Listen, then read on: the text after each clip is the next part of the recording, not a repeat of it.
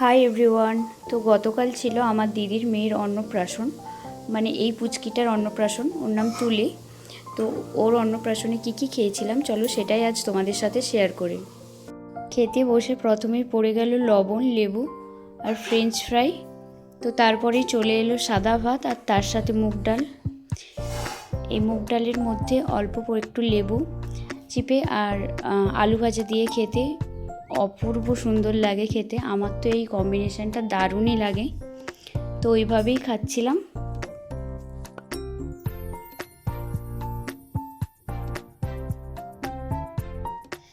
দেন ডাল ভাত খেতে খেতেই চলে এলো পটলের একটা আইটেম।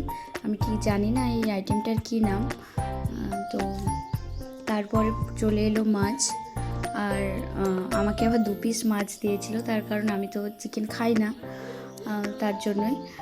আর মাছটা খুবই ভালো খেতে ছিল, একেবারেই ফ্রেশ। আর আমাকে দিয়েছিল পেটির পিস খেতে খুব বেশি ভালো লাগে অন্যান্য পিসের তুলনায়।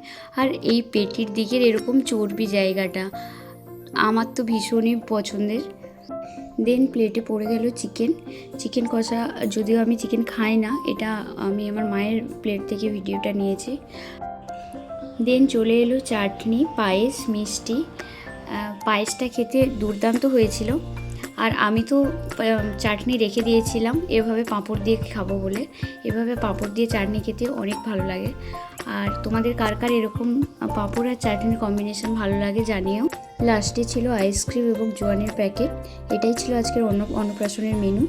তো লাস্টলি আমি একটা কথা বলছি, আমি কোনো ফুড রিভিউ শেয়ার করছি না, কারণ মানুষ ভালোবেসে নেমন্তন্ন করে, তো সেখানে গিয়ে ফুড রিভিউ শেয়ার করা আমার মনে হয় না appropriate. So that's it for today.